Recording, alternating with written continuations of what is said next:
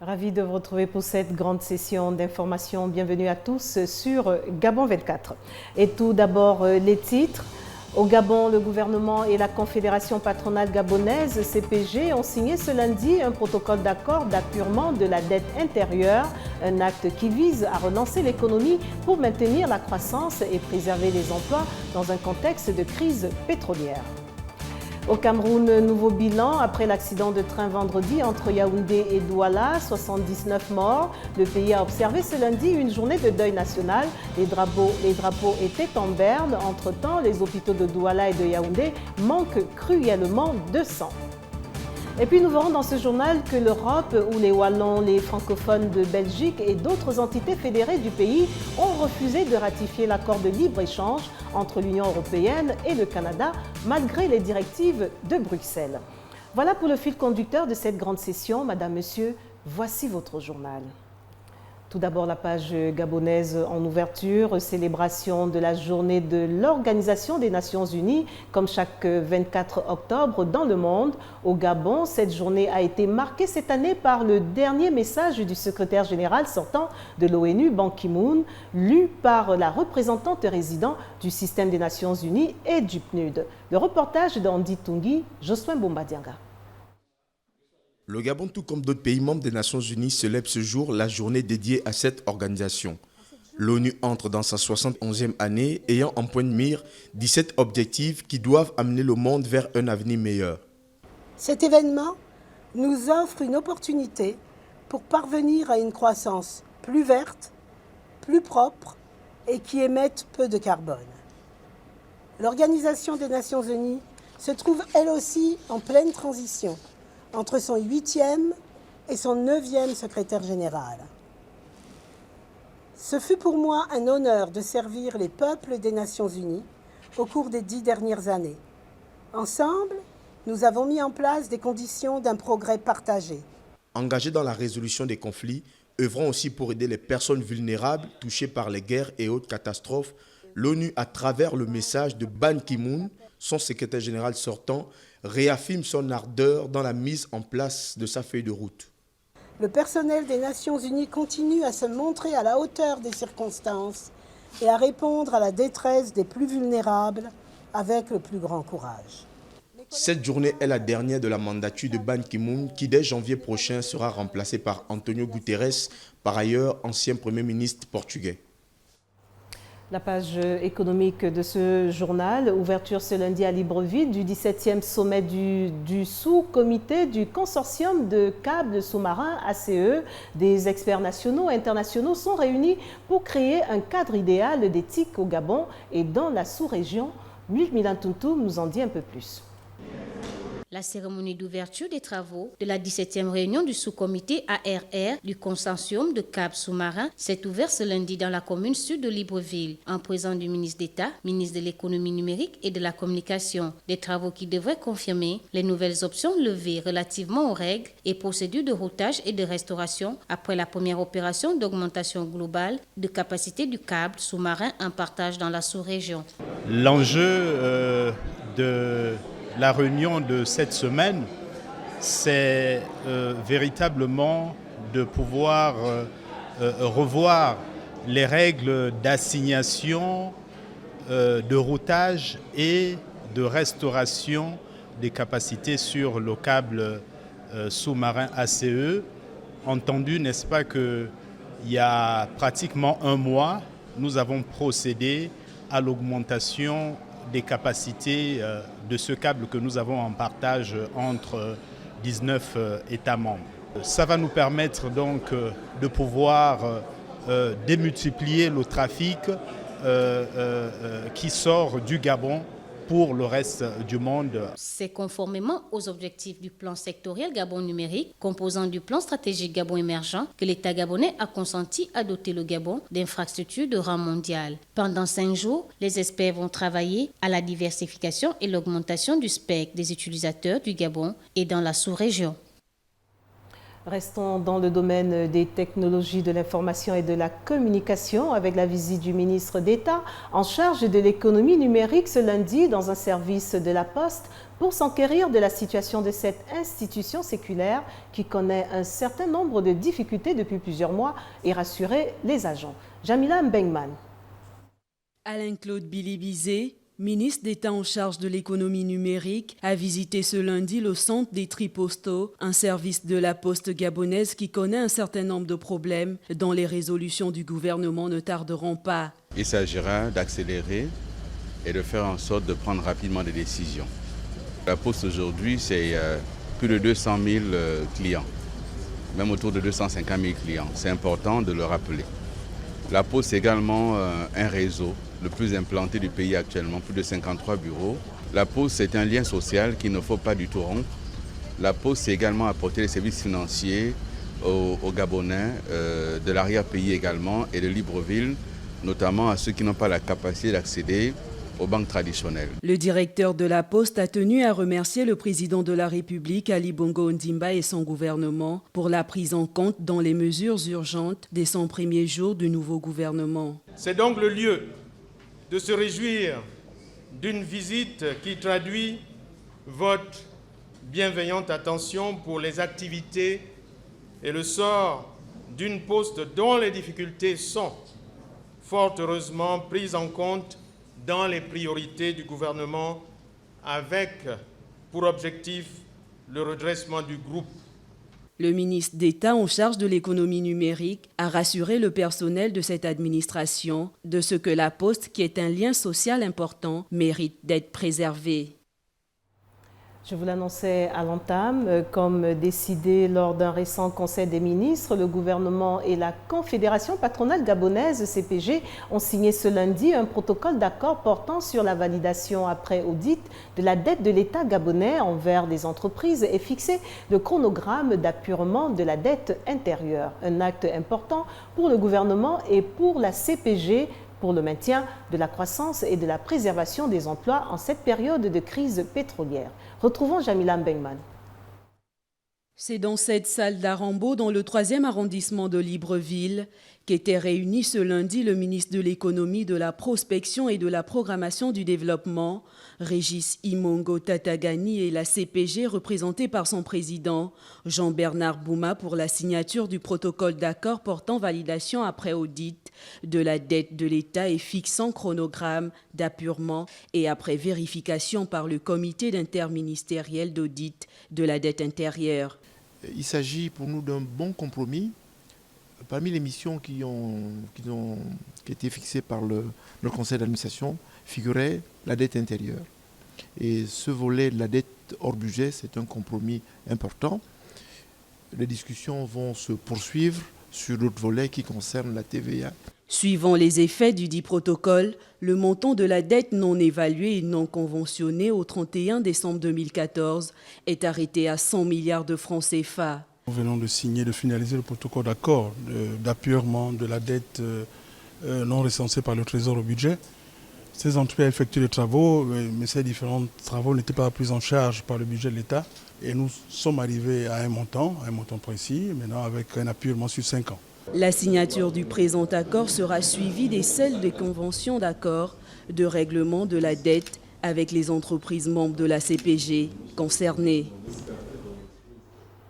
Dans le cadre de la minute de la COP22, la rédaction de Gabon 24 s'est intéressée ce lundi au mécanisme de stockage de carbone effectué naturellement par les forêts. Le regard de Linda Gaël Maganga sur les images de Nina Masunga.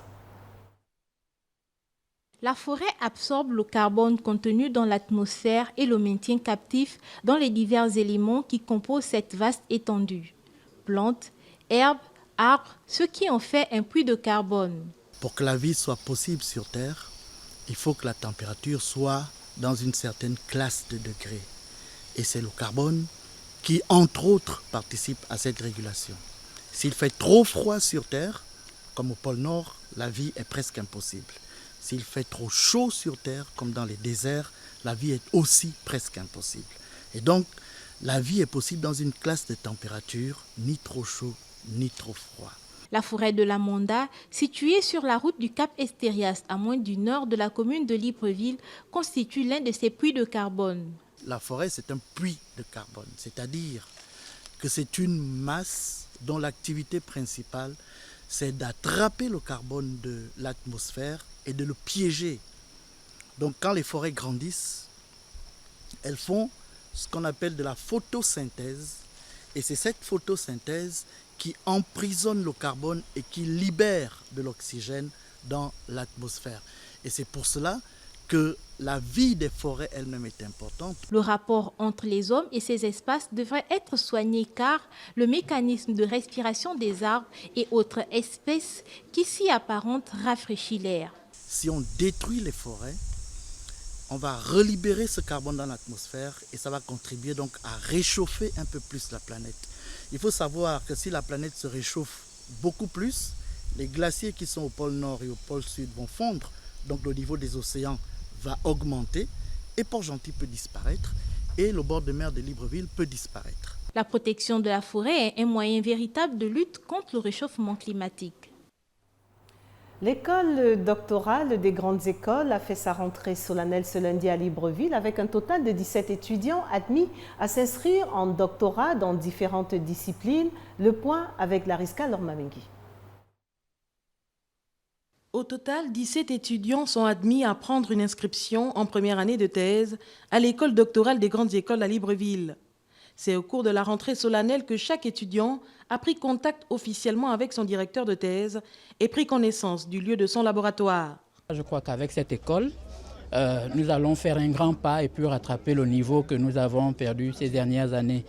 Et les niveaux de doctorat sont en fait des niveaux qui, déjà le doctorat précisément, c'est un niveau international et donc il ne sera pas contesté. Et donc du coup, le Gabon décide par cette école de se hisser au niveau international en termes de technologie. Et cela nous confère un sentiment de grande fierté pour notre pays. Au nombre des disciplines existantes, celle de la science du bois est plus que nécessaire au moment où le Gabon s'inscrit dans la transformation locale des produits forestiers. La transformation de ce bois-là passe par quoi? Passe par la connaissance du bois du point de vue mécanique, physique, chimique et anatomique. C'est sur cette base-là que les doctorants de l'ENEF qui ont postulé pour cette grande école doctorale facilement ont été pris. C'est parce qu'ils se sont rendus compte que si au Gabon il y a vraiment un besoin dans la connaissance du matériau bois. Les 17 futurs doctorants sortent de l'école normale supérieure de l'enseignement technique, l'école nationale des eaux et forêts, l'école normale supérieure et quelques étudiants venant de l'extérieur du pays, notamment de la France et du Cameroun. Partons pour la province du Wallentem, dans le nord du Gabon, où le directeur de la Caisse de stabilisation et de péréquation Kestab s'est rendu il y a quelques jours, où il s'est entretenu avec le gouverneur Jean-Gustave Mévian-Mobian. Les échanges ont porté sur la relance de la filière café-cacao. En témoigne ce compte-rendu de Mirandangue, Tex Akigasa.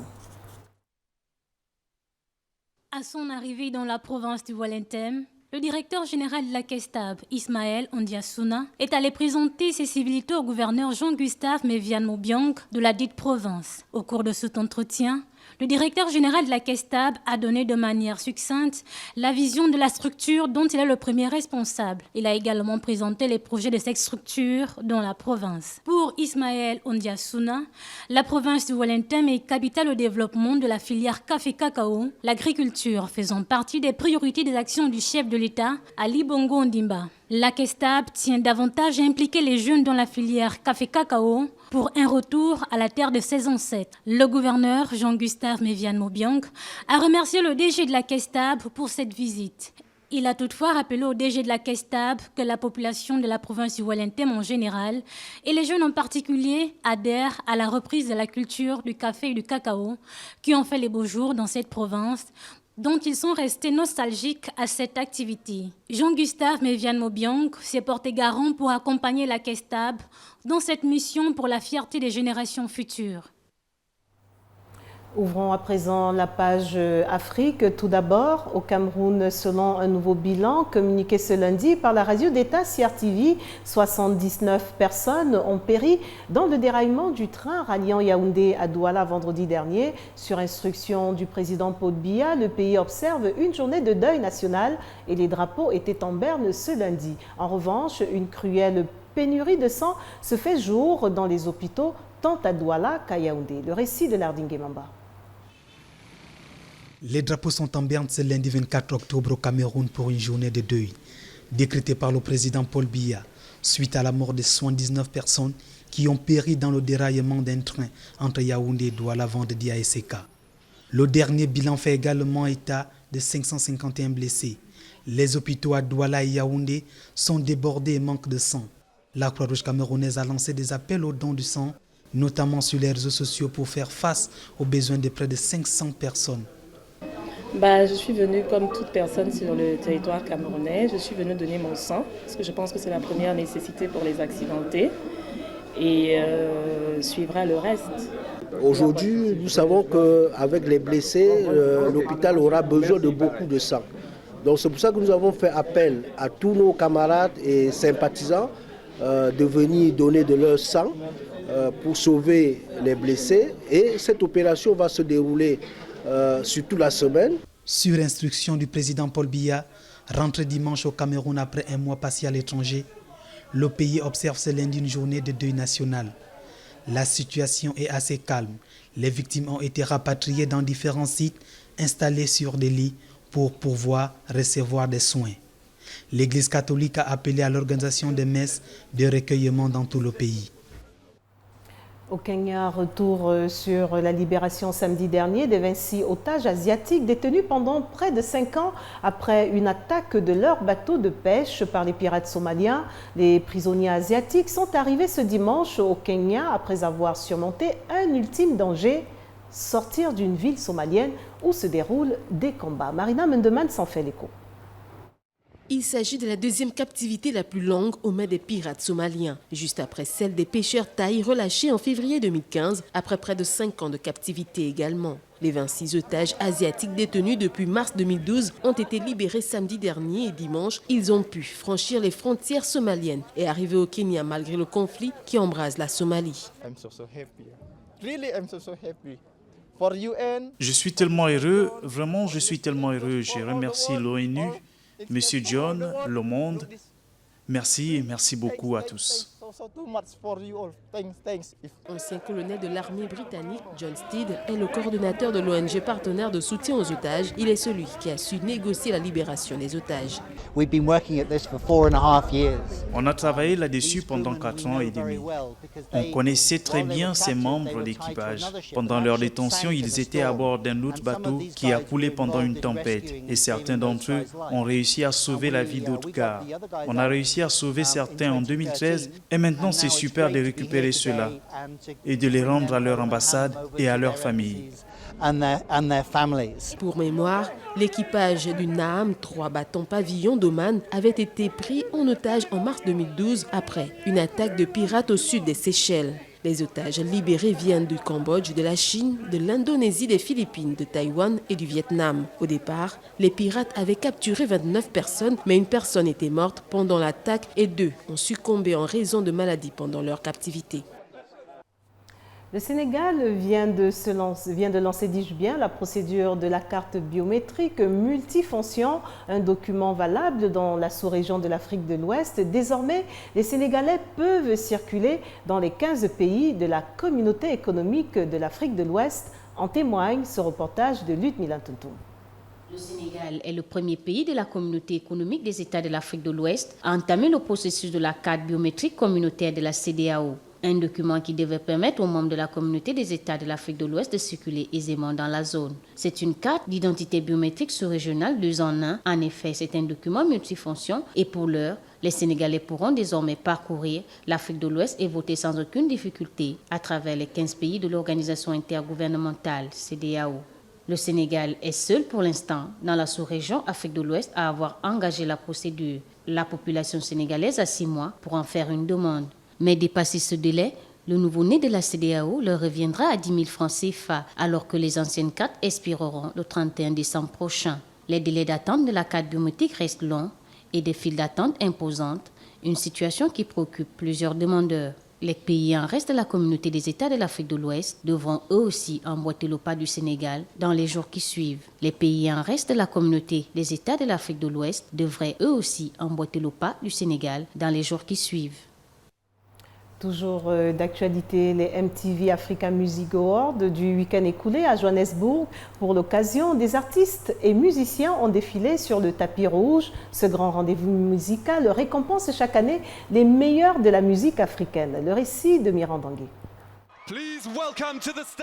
Les MTV Music Awards, événements qui récompensent les artistes et tous les talents africains, se sont déroulés ce samedi en Afrique du Sud. Au cours de cette cérémonie, divers artistes africains ont été récompensés, à l'exemple de Wizkid, nigérian, couronné, artiste de l'année et meilleur musicien.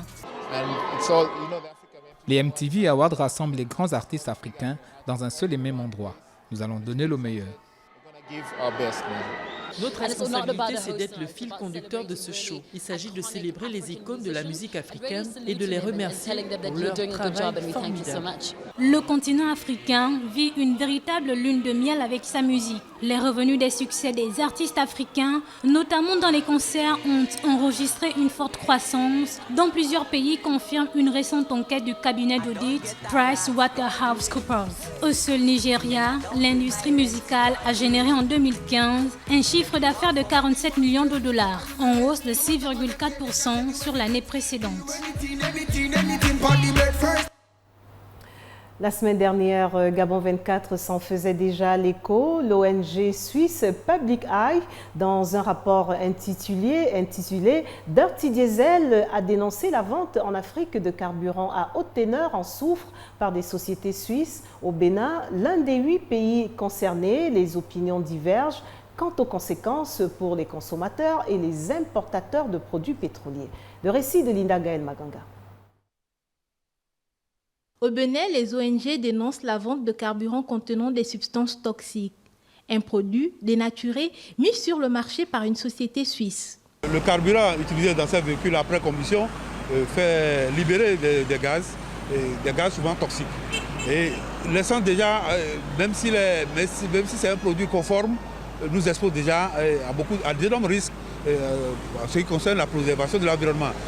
Mieux, quand c'est de mauvaise qualité, c'est encore plus complexe. Selon l'ONG, qui est l'un des auteurs du rapport, l'affaire devrait être emmenée devant la justice, car si elle met à jour la faiblesse des normes et de contrôle dans le pays en matière de produits écoulés, il demeure que la société remise en cause a profité de cette faiblesse et mis en péril la santé des citoyens au Bénin qui utilisent ce produit.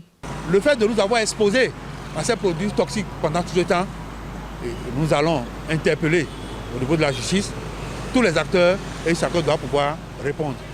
Et c'est une manière pour nous d'amener les gens à se conformer désormais. Et c'est notre manière à nous de demander que réparation soit faite aux consommateurs, même si on ne peut pas tout rattraper. 8 autres pays sont touchés par cette affaire: l'Angola, le Congo, le Ghana, la Côte d'Ivoire, le Mali, le Sénégal et la Zambie. Pas en reste dans cette grande session, l'actualité hors du continent. Et pour commencer, la Belgique n'a pas donné le mandat pour signer le CETA, l'accord de libre-échange entre l'Union européenne et le Canada, après le refus de la Wallonie et d'autres entités fédérées du pays de donner leur feu vert. Lardine Guémamba. Sans le feu vert de la Belgique, le sommet et la signature programmée jeudi 27 octobre à Bruxelles, en présence du Premier ministre canadien Justin Trudeau, n'ont pratiquement plus aucune chance de se tenir. Le Premier ministre belge Charles Michel a donné la position de son pays quant à l'accord de libre-échange entre l'Union européenne et le Canada. On nous a demandé de donner une réponse claire aujourd'hui. J'ai veillé à ce que nous puissions donner une réponse claire. La réponse claire à ce stade, c'est non. Je vais donc communiquer cette réponse claire cet après-midi à Donald Tusk et j'imagine que Donald Tusk et peut-être d'autres responsables européens auront probablement dans les heures qui viennent des concertations avec le Canada. À cause de ce blocage, la Belgique est le seul des 28 pays de l'Union européenne encore dans l'impossibilité de signer l'accord qui concerne près de 500 millions d'Européens. Cette paralysie fragilise davantage une Europe en pleine crise, déjà déstabilisée par le Brexit, qui va sans doute devoir négocier au printemps prochain avec Londres. Avant d'ouvrir la page des sports, en présence de Freddy Koula, cap en Russie, où plus de 1000 personnes se sont rassemblées ce dimanche à Moscou pour réclamer l'interdiction de l'avortement dans un contexte d'influence grandissante des valeurs conservatrices dans le pays. Marlise Nguema pour les détails. Rassemblés à la mi-journée sur une place dans le nord de la capitale russe, les manifestants accompagnés de nombreux enfants brandissaient des drapeaux pour une vie sans avortement, des pancartes « La Russie n'est pas infanticide » et des photos de nouveau-nés.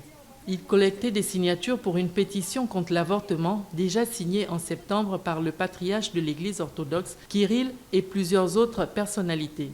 Nous avons une génération qui ne comprend pas que l'avortement, ce n'est pas simplement une opération chirurgicale, mais un meurtre, a déploré Marina, une manifestante. L'avortement est légal depuis l'époque soviétique et est très répandu en Russie. Selon les statistiques officielles, le nombre des avortements légaux pratiqués en 2014 était proche d'1 million, mais selon les experts, il est bien plus élevé. La Russie, il faut le rappeler, a subi une crise démographique après la chute de l'URSS, une baisse du taux de natalité et de l'espérance de vie ayant conduit à un déclin de sa population. Une députée conservatrice, Elena Mizulina, a déposé l'an dernier une proposition de loi qui aurait interdit les avortements dans les cliniques privées et les aurait limités aux établissements publics à condition de risques avérés pour la vie de la femme enceinte. Le texte a cependant été rejeté. Depuis le retour au Kremlin de Vladimir Poutine en 2012, les autorités russes se font le chantre des valeurs conservatrices défendues par la puissante Église orthodoxe face à une supposée perte des valeurs en Occident. Ce phénomène intervient après la très grande libération des mœurs ayant suivi la chute de l'URSS. J'en viens à la page de sport que nous ouvrons en présence de Freddy Koula, journaliste sport à Gabon 24. Bienvenue Freddy Koula. Bienvenue Mireille.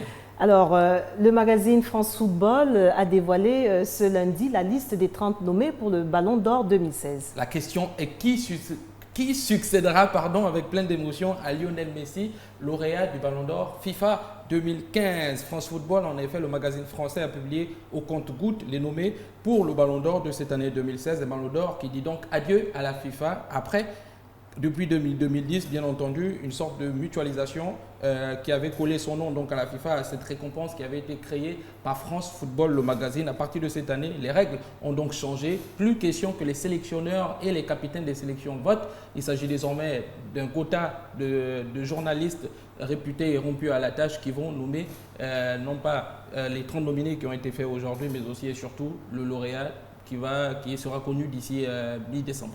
Alors, l'Afrique n'est pas en reste. On compte 2 Africains dans les 30 nommés. Pierre-Emerick Aubameyang a-t-il sa chance? Bien entendu, parmi les 30 nommés, bien entendu, on a 16 attaquants, 6 milieux de terrain, 2 gardiens et 3 défenseurs. Parmi les attaquants, il y a bien entendu Pierre-Emerick Aubameyang et Riyad Mahrez, lui est algérien, l'autre est gabonais, c'est notre compatriote. Aubameyang qui auréolé de sa très belle saison avec le Borussia Dortmund et quelques bons résultats avec les Panthères, même s'il n'a pas été flamboyant, d'autant plus que les Panthères n'ont joué que des matchs amicaux, a été nominé pour la première fois de son histoire, non seulement de façon individuelle, mais aussi et surtout pour un Gabonais. C'est la toute première fois qu'il soit nominé dans la liste des 30 pour le Ballon d'Or. C'est une récompense extraordinaire, qui plus est saluée par une légende du football que l'on appelle Giorgio Pongoweya. Il l'a dit sur son compte Facebook, vous allez le voir, ça va s'afficher dans quelques instants. Félicitations aux 30 nominés au Ballon d'Or et spécialement au jeune et talentueux Pierre-Emerick Aubameyang. Je suis fier de toi, a-t-il dit. Et les Gabonais pourraient rajouter, Pierre-Emerick, nous sommes fiers de toi et bonne chance.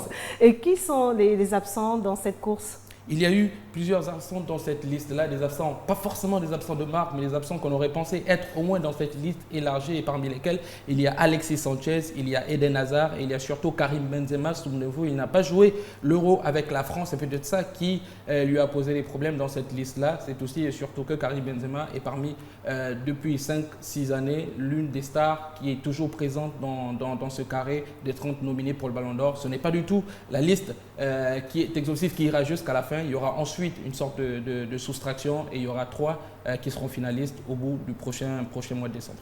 Et dans nos murs, Freddy Koula, on parle déjà de la 4e édition du marathon du Gabon. Le compte à rebours a commencé. Le compte à rebours a commencé, souvenez-vous, le marathon du Gabon, cet événement qui en Afrique centrale peut-être rameute un peu plus de 12-14 000 personnes par an depuis déjà 3 ans. Pour cette 4e édition, le marathon du Gabon nommé G16 a ouvert donc ses portes ce samedi 22 octobre 2016 à 9h. C'était à City Sport Mbolo. L'ouverture des inscriptions a été donc officielle. Et donc à partir du week-end passé, dimanche, il y a eu les premiers entraînements en face de la plage du lycée Lomba, où les entraînements de fin de week-end vont se produire continuellement avec des coachs spécialisés pour vous préparer à la course. Et la date de la course a été annoncé également, c'est du 26 au 27 novembre prochain. Il y aura aussi, grâce à cette course-là, peut-être encore plus, comme l'objectif a été donné par les organisateurs, un peu plus de 12 000 personnes qui seront présentes, d'autant plus que les délais sont plutôt courts. 12 000 personnes qui sont attendues, et où s'inscrit-on? Quels sont les délais et les innovations peut-être pour cette année? Les innovations sont restées quasi intactes. Où est-ce qu'on s'inscrit? Il y a 2 points de chute pour les inscriptions. D'abord à City Sport Mbolo, si vous connaissez le grand magasin Zion Casino.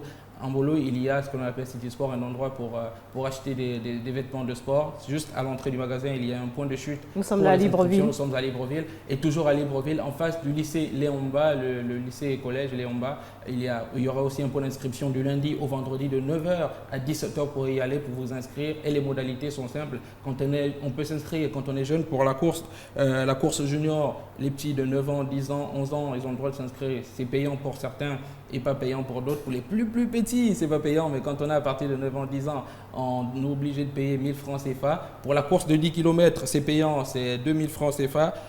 Et puis pour les marathons, semi-marathons et marathons, c'est aussi payant. Mais ce qui est considéré comme innovation cette année, vous le savez, chaque année, le marathon est placé sous le sceau de la lutte contre le cancer féminin. Et donc vous avez bien entendu l'écu juste à gauche, il y aura cette innovation-là qui sera gardée, mais toutes celles qui courront la course, la gabonaise, qui est une course justement labellisée entre guillemets Fondation Sylvia Bongo Ondimba, n'auront pas à payer les droits de participation. Donc c'est gratuit pour toutes les femmes qui voudront bien courir pour cette lutte de lutte contre le cancer du col de l'utérus. Alors, merci Freddy Koula d'être passé nous apporter toutes ces précisions. Rendez-vous donc le 26 et 27. On espère que vous allez vous inscrire. J'y suis, c'est bien parti là, avec Octobre Rose. Alors, merci Freddy Koula d'être passé nous apporter toutes ces précisions. Juste rappeler que le marathon de Libreville se déroule donc du 26 au 27 novembre prochain. Avant de refermer cette grande session, le rappel des titres. Au Gabon, le gouvernement et la Confédération patronale gabonaise, CPG, ont signé ce lundi un protocole d'accord d'appurement de la dette intérieure, un acte qui vise à relancer l'économie pour maintenir la croissance et préserver les emplois dans un contexte de crise pétrolière. Et nous avons vu qu'au Cameroun, on parle d'un nouveau bilan après l'accident de train vendredi entre Yaoundé et Douala, 79 morts. Le pays a observé ce lundi une journée de deuil national. Les drapeaux étaient en berne. Entre-temps, les hôpitaux de Yaoundé et de Douala manquent cruellement de sang. Et puis dans ce journal également, l'Europe où les Wallons, les francophones de Belgique et d'autres entités fédérées du pays ont refusé de ratifier l'accord de libre-échange entre l'Union européenne et le Canada, malgré les directives de Bruxelles.